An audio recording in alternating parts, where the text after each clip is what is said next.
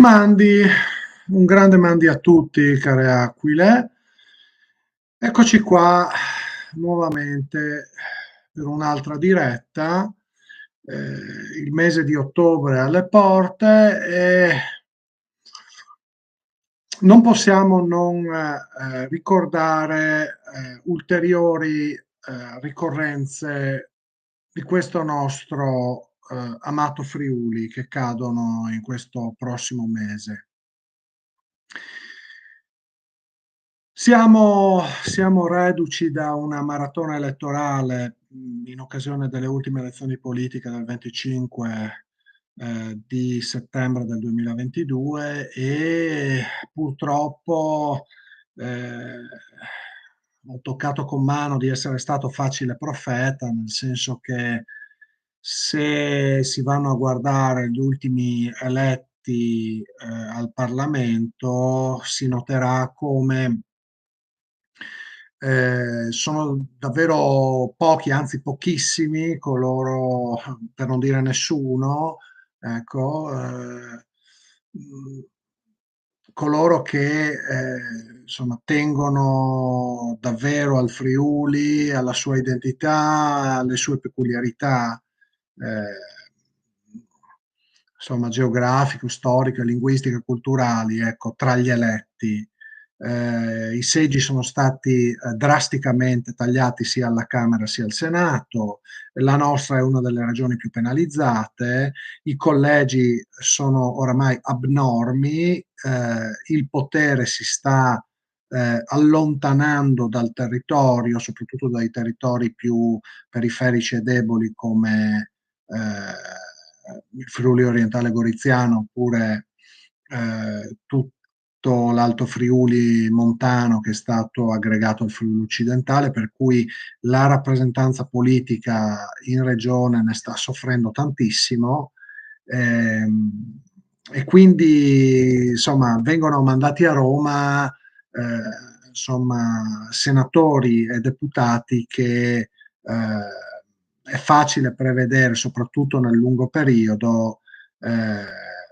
non terranno molto al Friuli, per usare un eufemismo. Ecco, quindi i danni provocati dal terribile combinato disposto tra il taglio dei parlamentari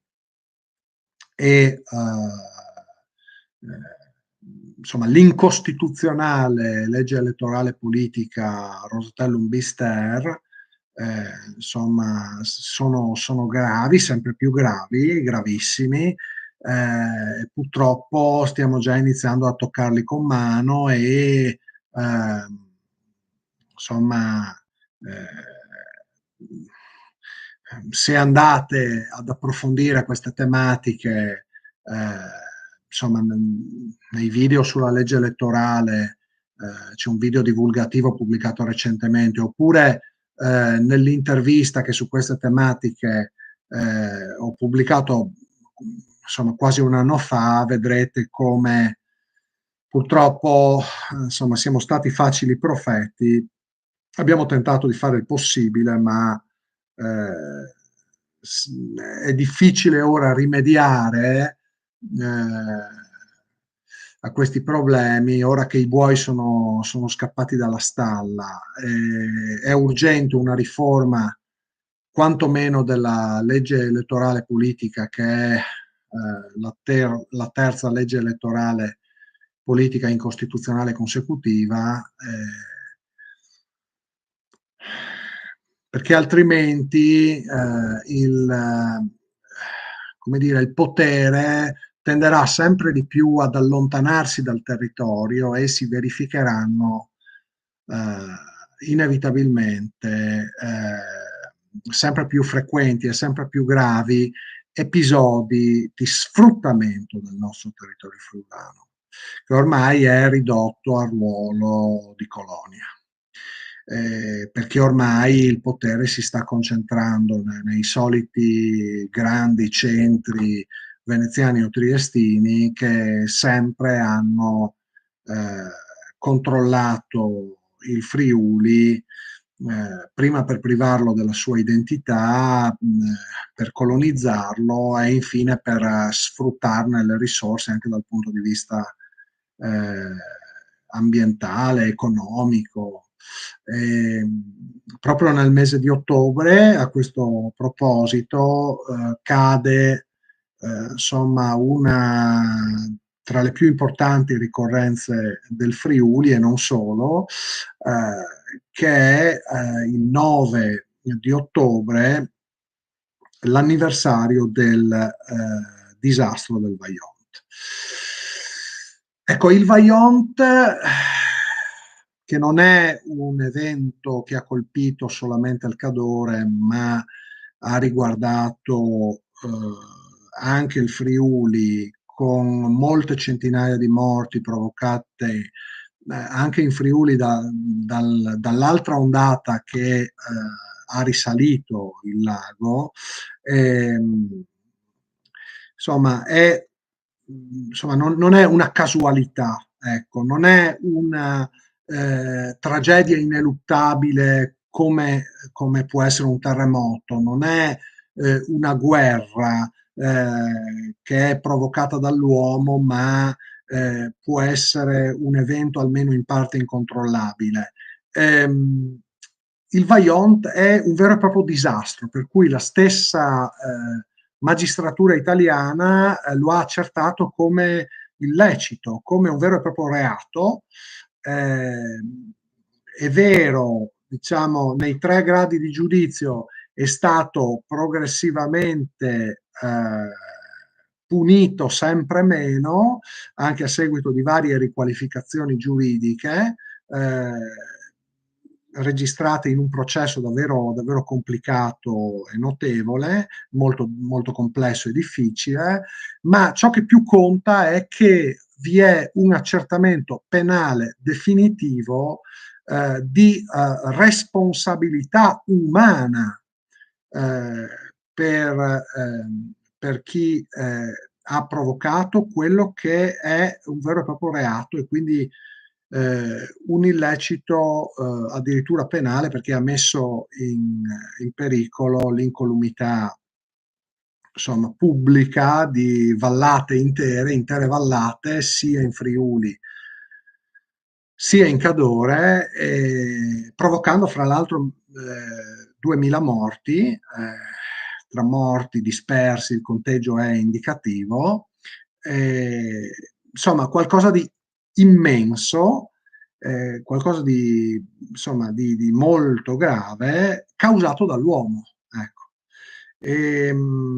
È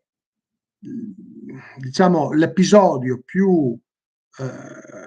diciamo grande di sfruttamento del nostro territorio. Ehm, Quando si parla di grandi opere, spesso dietro ci stanno le solite grandi imprese molto interessate, quasi sempre di Venezia o dintorni, no? Come era nel caso della Sade in relazione al Vajont, che, come dire, letteralmente vengono a spadroneggiare sul territorio friulano per costruire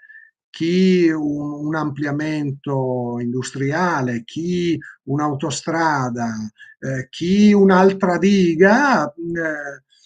per fare non tanto gli interessi pubblici, quanto piuttosto gli interessi di pochi potentati che riescono a condizionare anche una classe politica che, come si diceva prima, è sempre più lontana dal territorio. E, e quindi del Friuli, insomma, poco sicura, ecco, per non dire nulla. Il rischio che tragedie come quelle del Vajont si ripetano non è affatto remoto in un Friuli che è sempre più minacciato da iniziative antropiche sempre più pesanti, rischiose, insomma pericolose per gli equilibri naturali e poco rispettose, di un territorio e, anche dell'identità del suo popolo. Friuli, si trova alle prese con interessi economici spesso alieni e rischia davvero di venire, sfruttato, come una vera e propria colonia. Per fare questo, ovviamente,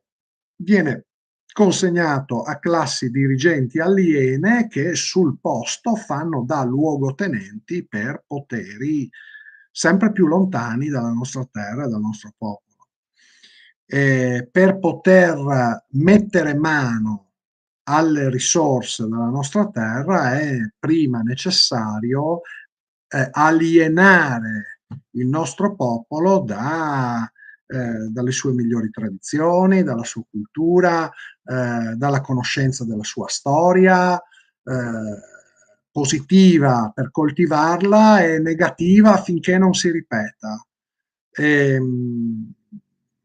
e per non parlare poi del tentativo di uccidere anche la nostra lingua, il nostro plurilinguismo regionale, tentando di cancellarlo il più possibile, o comunque di metterlo in un angolo, di limitarlo il più possibile, in attesa che si abbandoni a una lenta agonia e che tolga il disturbo. Quindi,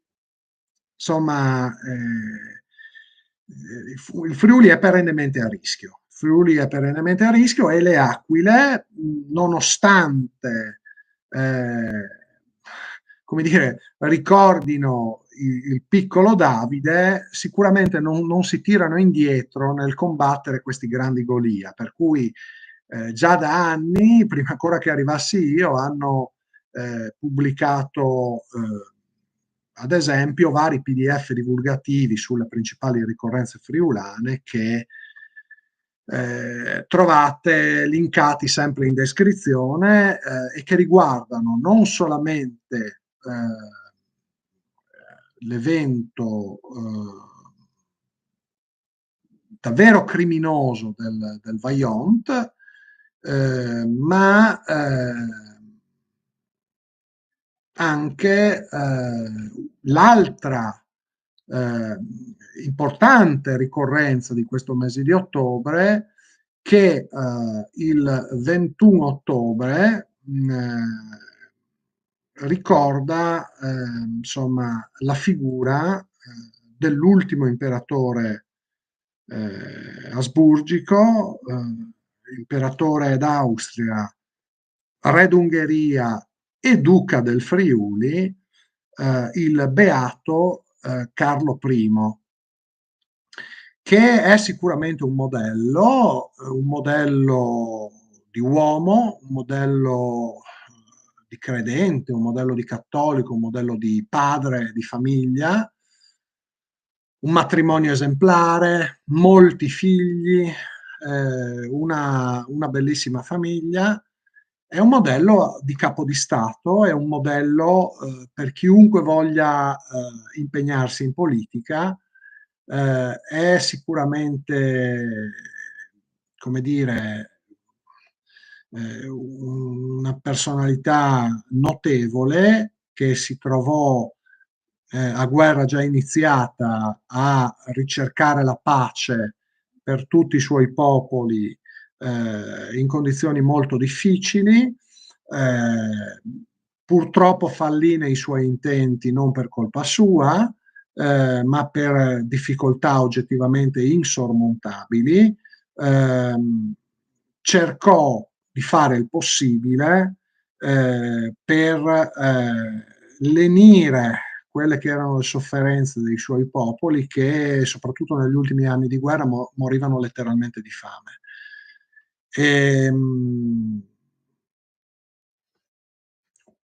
Una volta sconfitto, come dire, non riconobbe mai i nuovi stati sorti dalle macerie dell'impero, ma se non altro si rallegrò insomma della pace, che peraltro durò poco perché di lì a qualche decennio un'altra e più grande guerra sarebbe scoppiata anche a causa dell'ingiustizia dei trattati imposti agli sconfitti. A Versailles, a Saint-Germain, al Trianon. E,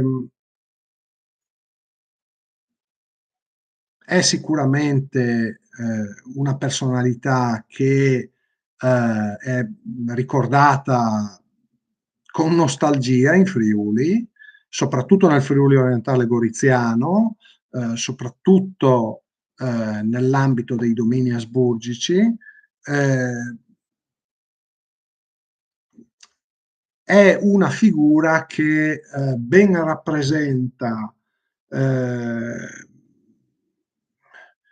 l'ultimo potere universale, rispettoso sia della umanità sia della trascendenza,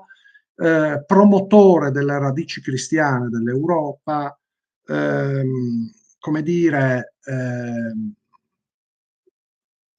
un modello di equilibrio politico, per esempio nelle riforme che aveva tentato insomma, verso la fine del suo regno per tentare di attuare i propositi riformatori dello zio Francesco Ferdinando, assassinato a Sarajevo proprio da quell'elemento slavo che tali riforme intendevano favorire in seno all'impero. È una personalità, quella del Beato Carlo, che tentò fino all'ultimo di impedire che i vari nazionalismi innescassero altre e più gravi contrapposizioni belliche. Cercò di mantenere la pace anzitutto tra i suoi popoli, riconoscendoli tutti. Non dimentichiamo noi friulani che proprio come dire, nel 1918, insomma, negli ultimi mesi di guerra, proprio il Beato Carlo aprì al riconoscimento, al pieno riconoscimento di tutti i popoli dell'impero che già prima, da tempo, grazie anche alle costituzioni approvate dal suo predecessore Francesco Giuseppe, insomma, godevano se non di un riconoscimento pieno, quantomeno di un'ampia tolleranza, ecco, di molto maggiore rispetto a quella che invece è sempre stata la condotta assimilazionistica e sostanzialmente ostile, da sempre tenuta dallo Stato italiano nei confronti del plurilinguismo regionale. E lo Stato italiano è fondamentalmente massonico, imposto dall'alto, manu militari, dalle elite europee come dire, fortemente assimilazionista, irrimediabilmente accentrato, ostile al Friuli e al suo pluralismo linguistico. Non possiamo non come dire, ricordarci favorevolmente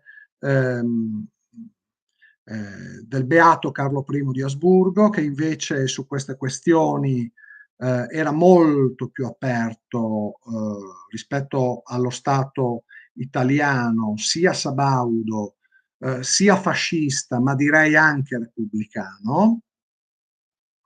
E anche tuttora, perché anche solamente il riconoscimento della lingua friulana è perennemente a rischio. Viceversa, già nel 1918 i deputati goriziani ehm, a Vienna insomma parlavano friulano in Parlamento, ecco. Quindi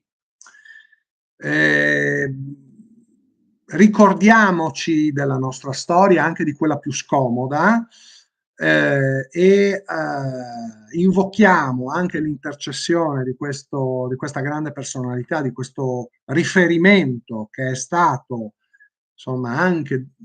insomma, duca del Friuli, perlomeno del Friuli orientale asburgico, affinché insomma, il popolo friulano cresca sempre più nella consapevolezza di tutti gli elementi che vanno a costituire il Friuli, sia esso geografico, sia esso storico, sia esso linguistico, sia esso culturale, per valorizzare sempre di più le nostre peculiarità o almeno per difenderle, perché il Friuli purtroppo ha tanti, ecco, forse troppi nemici, ma l'importante è rimanere sempre fedeli al Friuli, al pluralismo linguistico e perché no, anche agli storici plurisecolari legami sia con l'impero sia con la Mitteleuropa che il Friuli ha sempre avuto e anche grazie alle Aquile continuerà ad avere. E grazie a tutti, mandi a tutti, riguardinsi sempre il nou di youtuber dal 1963, dal disastri dal Vajont, il 21 di youtuber di ogni anno, dal nostri Beat Carli il Prim, imperador, re e duca dal Friuli. Maman a tutti.